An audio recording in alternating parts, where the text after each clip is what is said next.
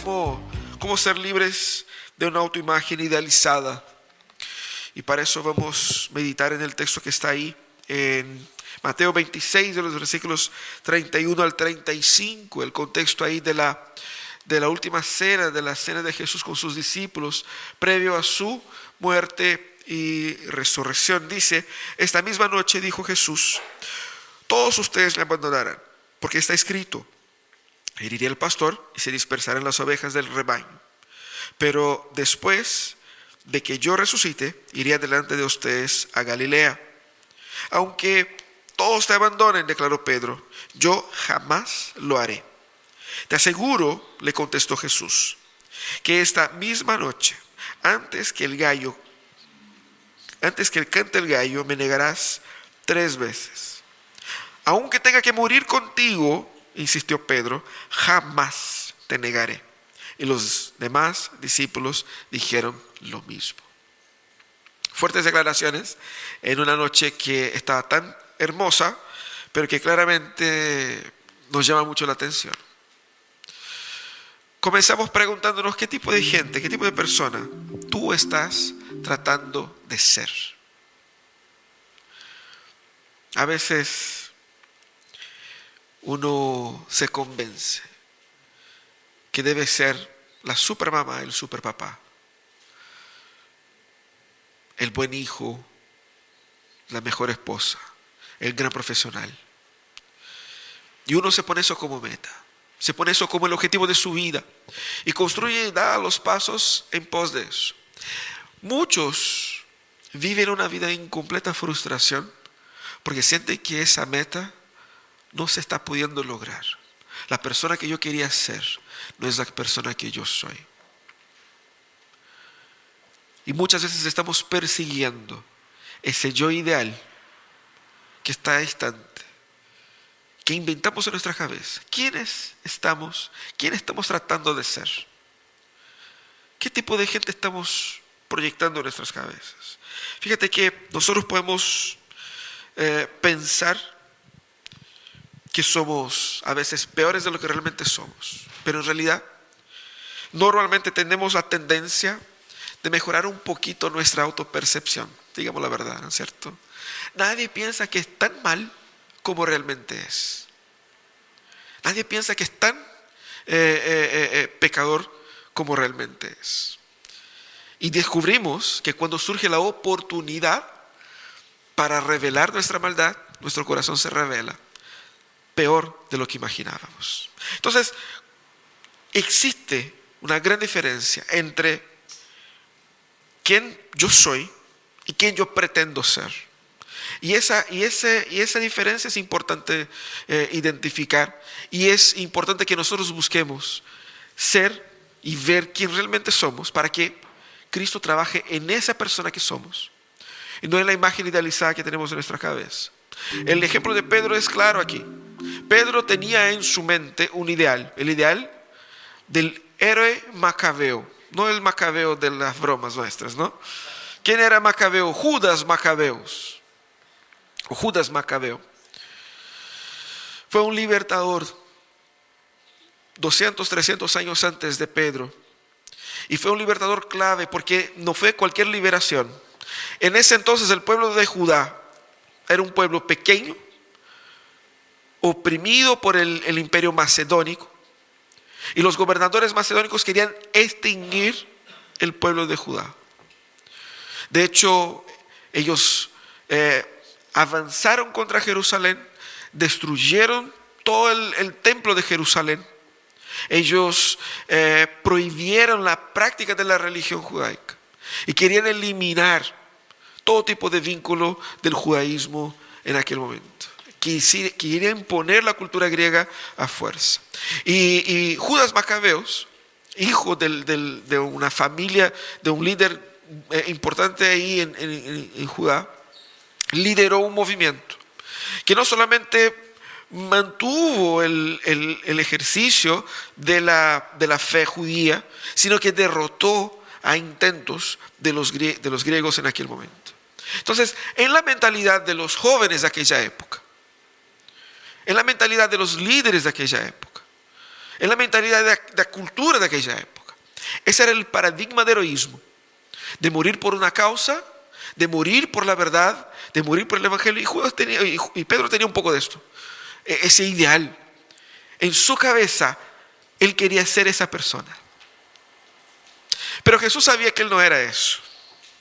Jesús sabía que no era así que funcionaba la cosa. Jesús sabía que, y el texto es interesante, primero que la negación de Pedro está en todos los evangelios. Segundo, en ese mismo capítulo, minutos, horas, menos de una hora después de estos eventos, después de que Pedro haya dicho, si tengo que morir por ti o contigo moriré, Jesús dijo, ok, vamos a orar. Oren conmigo. Yo voy a orar aquí, ustedes me acompañan en oración. Jesús va y vuelve. Estos mismos cabros estaban durmiendo. Estaban durmiendo.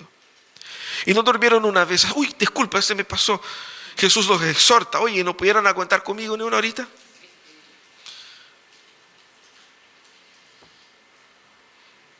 Jesús vuelve durmiendo de nuevo. Entonces había un claro idealismo en la mente de ellos, de quién ellos querían ser, pero estaba disasociado de quién ellos realmente eran. Por lo tanto, debemos entender que la situación de Pedro es la nuestra. En esa historia, todos nosotros somos Pedro. Porque a veces miramos y decimos, ay, Pedro, ¿cómo puedo hacer eso? Pero nosotros hacemos eso a diario. ¿Cómo nosotros entonces podemos ser libres de una identidad idealizada? ¿Cómo debemos nosotros ver a nosotros mismos? ¿Cómo debemos nosotros entender nuestro propio yo a la luz de lo que Jesús nos muestra acá? Primeramente, lo primero que debemos entender es que nuestras vidas deben ser vistas, entendidas a la luz de la cruz. Ese relato que leímos acá está impregnado por la idea básica de la cruz. Porque ¿qué es lo que está pasando ahí? Es la última cena. Jesús está a pocas horas de su crucifixión. Y todo lo que Jesús dice, todo lo que Jesús habla, todo lo que Jesús hace es en pos de ¿qué? De su muerte y posterior resurrección. Por eso el texto pone claramente ahí, en esta misma noche, Jesús dijo, esta misma noche, dando un énfasis intencional. La misma noche en que Jesús había lavado el pie de los discípulos, la misma noche en que Jesús había compartido el pan con ellos, el vino con ellos, dice, ese es mi cuerpo que por ustedes es partido. Esa es la sangre del pacto que por ustedes es derramada. En esa misma noche Jesús se da vuelta y dice, todos ustedes me abandonarán. El autor destaca ahí ese contraste, la gravedad de la traición, porque dice todos ustedes, no solamente uno u otro, con la intimidad de ese momento. Pucha, que Jesús echó a perder el momento, estaba tan rico el momento. Estábamos compartiendo felices acá, unidos, comprometidos con la causa. Y Jesús dice, imagínense la escena, mirándolos, todos ustedes me abandonarán. ¿Cómo, Jesús? ¿Cómo? Jesús como que afectó el momento ahí. Y es interesante porque cuando Jesús dice todos ustedes, Él no estaba apuntando a una falla de carácter individual, sino que Él estaba hablando de que había un carácter ahí genérico, general, en la postura de los discípulos. Todos ellos estaban en la misma. La totalidad, y eso es importante entender, la totalidad del abandono de Cristo en la cruz era una de las marcas del sufrimiento del Mesías. El Mesías tenía que ser abandonado. Esa era parte del plan, ¿cierto? Pero Jesús está apuntando a eso y Jesús claramente levanta el tema, toca en el tema, no para castigar a los discípulos. Porque si uno se pregunta, ¿por qué Jesús está hablando de eso? Si Jesús sabe que lo van a abandonar, estaría Jesús diciendo, oye, cabros, les cuento que en un ratito más me van a llevar preso y ustedes van a tener ganas de escapar. No lo hagan. No se preocupen, confíen en mí. Él no hace eso. Jesús afirma. ¿Qué es lo que Jesús afirma? Ustedes me abandonarán. Y eso es así. ¿Para qué Jesús está? No es para castigar a los discípulos, porque Jesús amaba a los discípulos. Y amando a sus discípulos, los amó hasta el fin, con lo que dice ahí Juan 13, capítulo 13, versículo 1. Pero lo que hace Jesús es revelar el propósito de su ministerio. Jesús vino para salvar a los pecadores. Y estos discípulos eran objetos de la salvación y del amor de Dios. Jesús vino para salvar a ellos. Ellos necesitaban de salvación. ¿Por qué ellos iban a abandonar a Jesús? Porque ellos, al igual que nosotros, somos pecadores miserables, que creemos que somos buenas personas, que creemos que estamos haciéndola bien en la vida, pero que si fuéramos puestos en la misma situación, hubiéramos hecho lo mismo o peor. Lo que Jesús quiere mostrar aquí es por qué Jesús está yendo a la cruz. Nuestra lealtad a Jesús no nos salva. Nuestra fidelidad a Jesús no nos salva. Lo único que nos salva es la cruz. Y lo que Jesús está haciendo aquí es revelar para ellos lo que ellos realmente son: traidores. Eso es lo que somos: traidores. Nosotros hemos negado a Jesús, como Pedro. No podemos inventar en nuestras cabezas esa idea de que no somos tan malos, no somos tan penca así. Yo no haría así. No, si yo al menos haría diferente. Pecaría de una forma diferente, pero pecaría igual, ¿no es cierto? Eso es lo que Jesús está haciendo. Jesús quiere que ellos vean a sí mismos desde la perspectiva de la cruz. Y cuando nos vemos a nosotros mismos desde la perspectiva de la cruz nos desnuda y muestra el ser miserable que realmente somos. Un ser tan despreciado que ni siquiera nosotros mismos queremos ver. Y lo cubrimos con nuestras buenas obras, con nuestras buenas intenciones, e inventamos una teoría sobre nosotros, de que no somos tan malos así porque hay gente peor. Hay gente peor según lo que yo sé. Y ese es el punto. Cuando uno habla mal de ti, puedes estar seguro que esa persona no puede hablar tan mal de ti como hablaría si supiera lo que Dios sabe de ti. Ese es el punto. Yo no puedo ocultarme de Dios. Y la cruz de Jesús muestra mis mayores temores, los actos más vergonzosos, mi miseria. Eso es lo que Jesús quería que ellos entendiesen. Porque si hay una cruz, es porque hay un criminal para ser condenado. Pero el que merecía ser condenado a esa cruz éramos nosotros, no Jesús.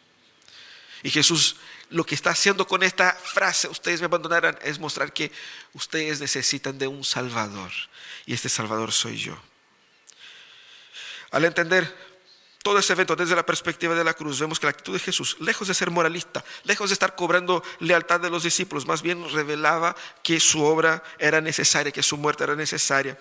Y al revelar nuestras maldades, lo que hace Cristo no es para retarnos, para decir: oye, ustedes son penca, ustedes me cargan, mira lo que están haciendo, mira lo que ustedes me están obligando a hacer. Yo estaba tranquilito en el cielo, ahora tengo que venir acá y morir por ustedes. Y ustedes más encima me van a abandonar después de tanto cariño que yo les di esos 3 años.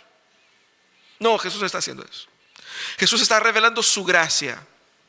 Porque cuando Jesús revela nuestros pecados para nosotros mismos desde la perspectiva de la cruz, lo que Jesús está diciendo: tú eres tan pecador como puede ser cualquier otra persona, pero tú tienes un Salvador que murió por ti, que pagó por tus pecados en la cruz. Entonces deja de pretender ser quien no eres y deja de, por medio de esta pretensión, tratar de ocultar su pecado o tratar de pagar por su pecado, porque su pecado es pagado por el precio que fue pagado Cristo en la cruz. Entonces debemos de poner de nuestro moralismo heroico de que voy a morir por Jesús, cuando yo sé que no es así, y reconocer que yo, ese ser miserable, debe suplicar: Jesús, ten compasión de mí, porque yo soy un traidor desgraciado, y si tú no me salvas a mí, yo no tengo esperanza. Eso es lo que Jesús quiere que entendamos. Ahora, Jesús cita un versículo ahí. Él dice: porque está escrito, y cita un versículo de Zacarías. ¿Por qué? ¿Por qué Jesús cita un versículo de Zacarías? No es casualidad. Jesús tenía todo el caso pensado. ¿Por qué Jesús cita un versículo? Primeramente, Jesús quiere que nosotros veamos nuestros fracasos desde la soberanía de Dios. Él quiere que entendamos que Dios sigue en el control, porque Él dice, ustedes me abandonarán. Él no dice tratando de expresar que fallamos, fracasó nuestro proyecto. Intentamos por 3 años, pero cabros, eso no funciona. Ustedes me van a abandonar, a mí me van a matar. Y fíjate lo que dice Jesús. Porque está escrito, heriré al pastor y se dispersarán las ovejas del rebaño. Jesús estaba explicando qué es lo que significa ese abandono de ellos, teológicamente. ¿Qué significaba teológicamente que los discípulos abandonasen a Jesús? Primeramente, Jesús destaca que el plan redentor, la historia que realmente se está viviendo, que se está cumpliendo, está bajo el control de Dios. Y que la deserción, el fracaso de los discípulos no representaba un fracaso del plan de Dios, por el contrario, se cumplía el plan de Dios, incluso en nuestras miserias. Destacar la certeza de que el abandono de los discípulos no era una posibilidad. Jesús no había dicho, yo creo, la cosa pinta que cuando se apriete el sistema sobre mí, uno que otro de ustedes van a desaparecer mágicamente. No. Jesús no está aquí hablando de una tincada, leyendo el perfil. No, lo que Jesús está hablando es de algo que está profetizado para suceder. Y sucederá. Y está en las Escrituras, él cita el Antiguo Testamento. Entonces, eso es un hecho tan consolidado como el cumplimiento de una profecía. Ahora, Pedro escucha esas palabras. Mira lo que Jesús dijo. Heriré al pastor y ustedes serán dispersos. Pero al tercer día resucitaré. O mejor, pero después, cuando resucite, iré delante de ustedes para Galilea. Así termina. Pero Pedro ni siquiera quiso ir a Jesús.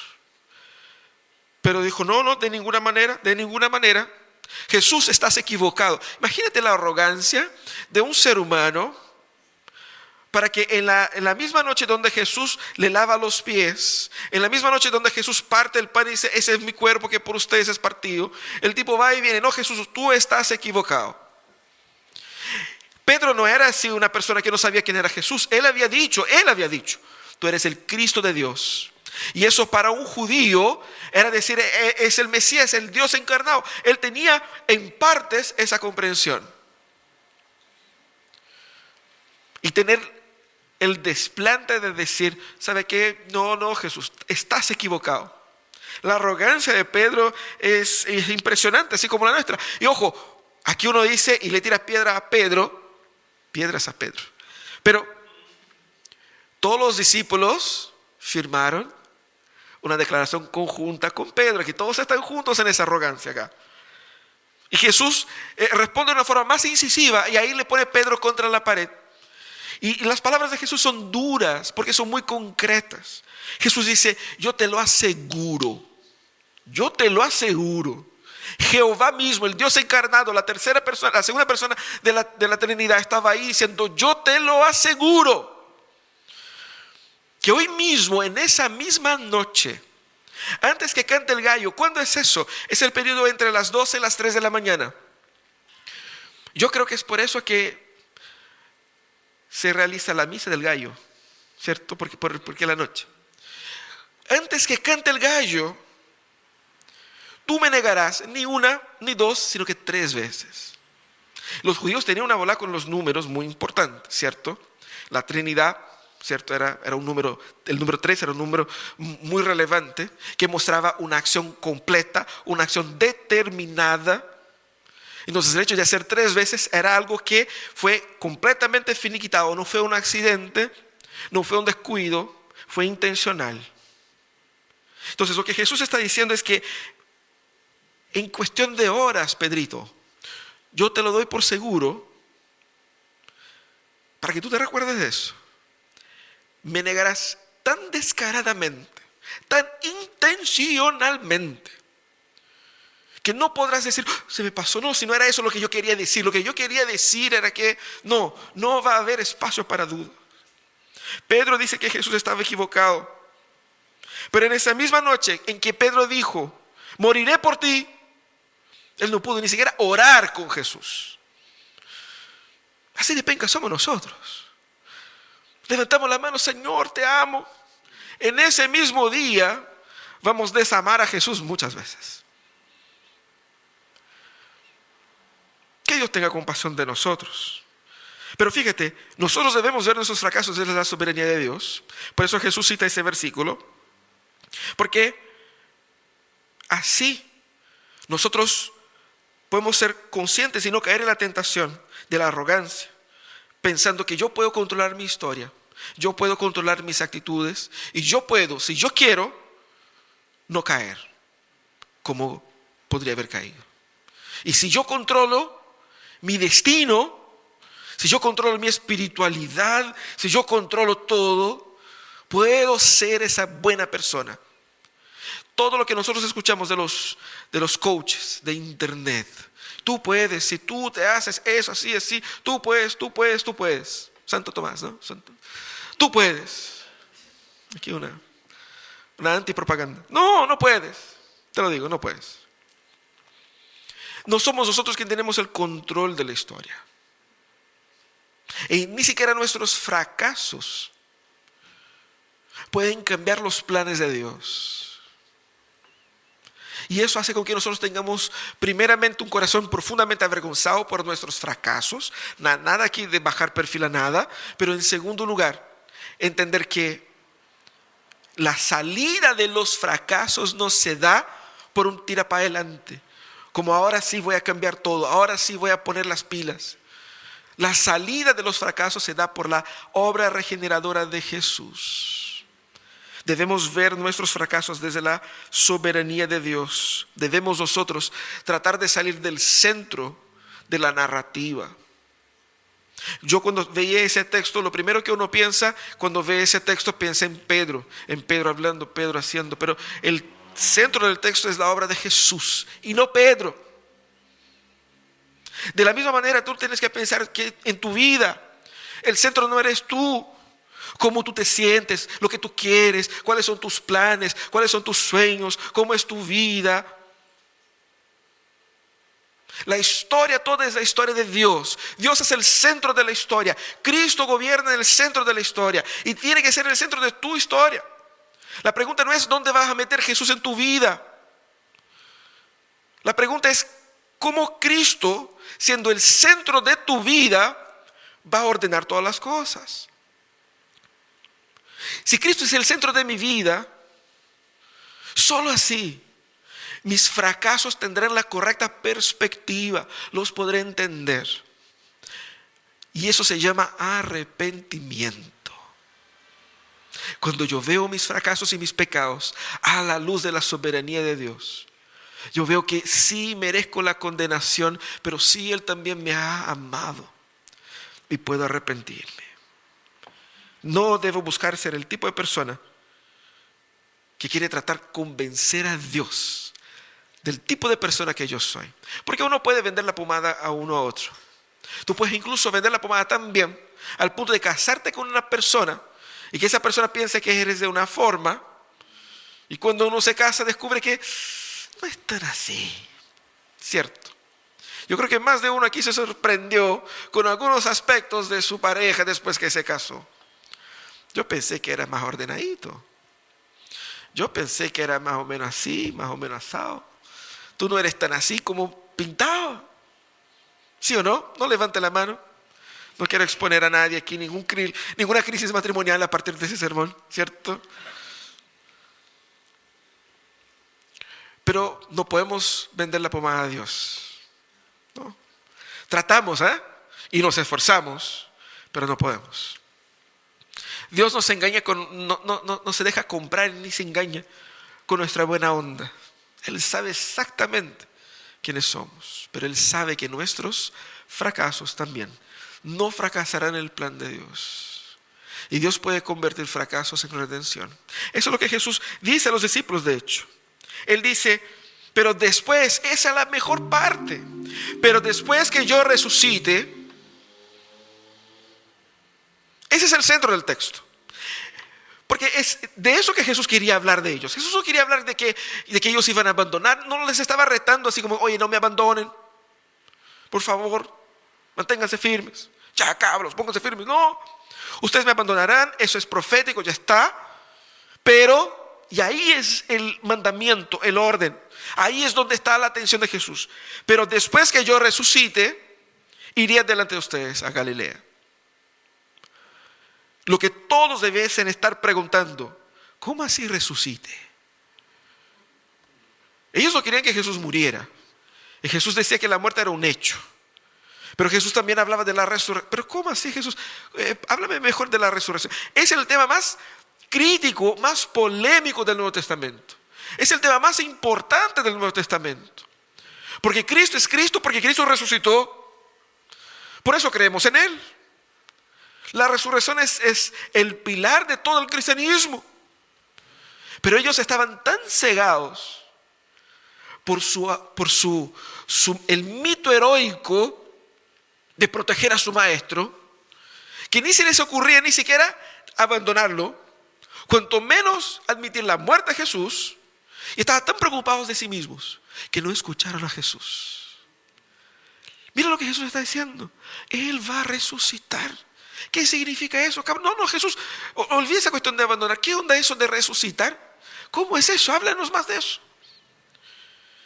Ese es el centro ahí. ¿Cómo ellos no pudieron poner atención ahí? Porque ellos estaban dominados por sí mismos. Es interesante porque lo que hace Cristo con ese pero es mostrar que nuestros pecados y nuestra miseria es un hecho, como Él dijo acá. Un hecho, ustedes me abandonarán, eso es un hecho. Pero quiero que ustedes entiendan que la solución a esta miseria está enraizada en la gracia. Porque yo no los estoy juzgando a partir de esta miseria. Yo no los estoy tratando, no estoy restando amor a ustedes por ser traidores a mí y a mi causa, por negarme a mí. No les estoy abandonando.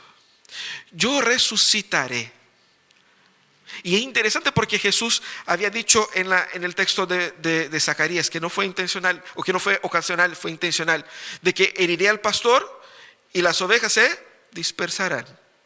Pero ¿qué Jesús dice? Yo resucitaré e iré adelante de ustedes como un pastor que reúne sus ovejas y que guía su rebaño. Yo regresaré y los reuniré de nuevo. Yo los traeré de vuelta. Ustedes merecían ser condenados, pero yo los traeré de vuelta.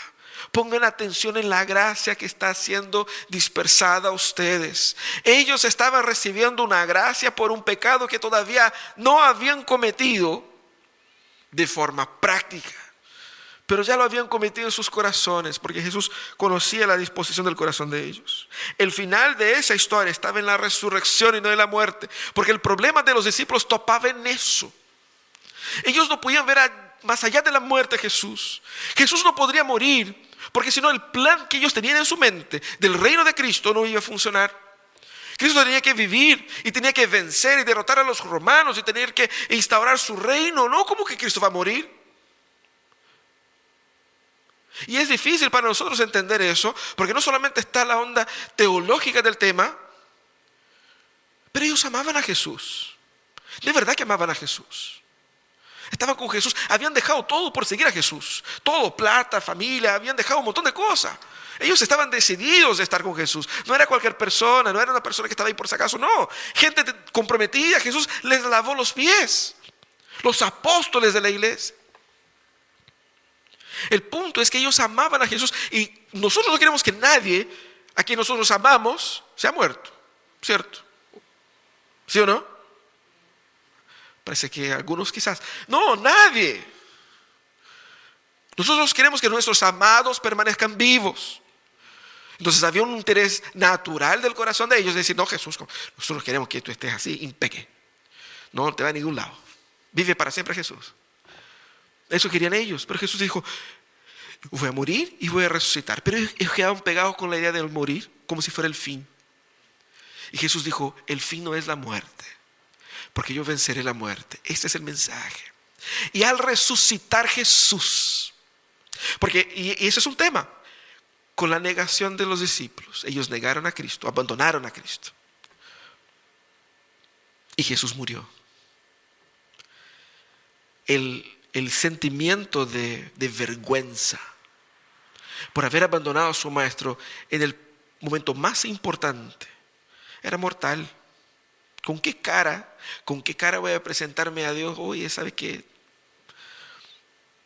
Profunda vergüenza. Totalmente descalificados para el ministerio, totalmente. Cobardes. Pero Jesús les dice que con su resurrección iba a resucitar también la nueva identidad de estos mismos hombres. Ellos no serían recordados ni marcados por su abandono. Ellos serían recordados por la resurrección de Jesús, por la nueva vida que Cristo conquistó por medio de su resurrección.